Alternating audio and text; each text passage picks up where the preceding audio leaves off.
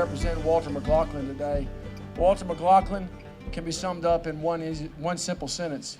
You could always call him, and he was always going to be there. And he couldn't be with us today. He passed from this earth 5 years ago, but his family is here with us. My wife, Nancy McDonald, his daughter, and his daughter. His other daughter, oldest daughter, Grace Sides. His brother, Bobby Joe McGlocklin, right here with us. And grandsons, Alexander Sides and Will Johnson.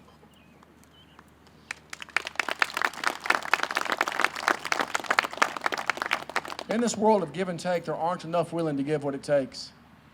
Walter McGlocklin gave what it takes. Not only was he always there when someone called, but he would seek people out.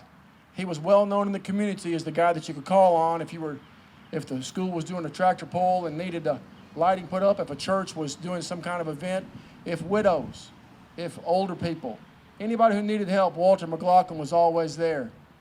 When the girls were growing up here in Tanner, Alabama, daughters of Walter McGlocklin, a 30-year lineman for Athens Utilities here in Tanner, it wasn't unusual for someone to be brought home that he found hitchhiking or down on their luck.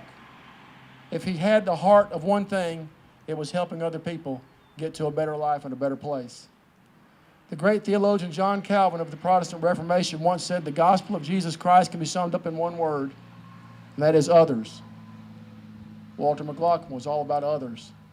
He would be so thrilled to see. Walter McGlocklin was very athletic. He was big, he was strong, he was a physical person. And what he didn't necessarily have in high intellect, he made up for by good, solid, hard work, and the community needed him. We need people like him these days. I see 12 of them behind us right now. And this is really to honor Walter McGlocklin and his family, and it's to honor these people right here behind us, but it's also to honor the legacy and what he stood for. There was a particular day when Walter McGlocklin, like oftentimes, would get a call, and it was on April 3rd, 1974. And some of you might recognize that day, especially if you're here in Tanner, Alabama. And he got a call, and he was a first responder, and he had to get there, guys. And he had to get there fast to get other people's power on. Well, that very night, as God's providence would have it, it was the night of killer tornadoes, and he came home, and his own house, while he was out on his duty, had been destroyed. He lost his beautiful wife, Ruth, at age 31, and 2 children. And all that remained was what he would call in the rest of his life, his 2 angels.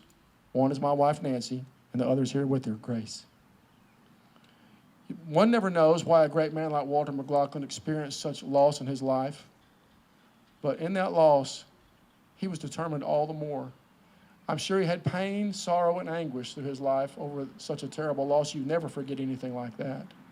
But he doubled down all the more and was a man completely about his community, completely about others. And we can't think of anything that we would be more proud to associate Walter McGlocklin's name with than what's going on here at Calhoun Community College. What's going on when we see these guys with such enthusiasm and prowess climb these poles. And when we hear that some of them couldn't even be here today because they've already got jobs. Thank God for what they do here at Calhoun Community College. Thank God for what Walter McGlocklin stood for. There is a legacy, there is a heritage, and you graduates today are taking that on. I know because of what you do. I know I can tell by watching how you compete here today that you're going to be the kind of people in your community that when they call you, you're going to be there. This belt was Walter McGlocklin's belt. And I was talking to my wife about it earlier this morning. When you hear the cling on that belt, that means somebody is answering the call.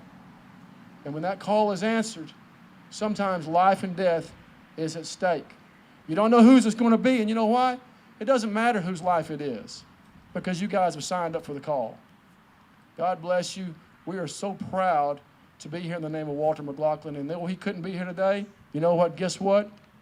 He really is here in spirit. Thank you very much.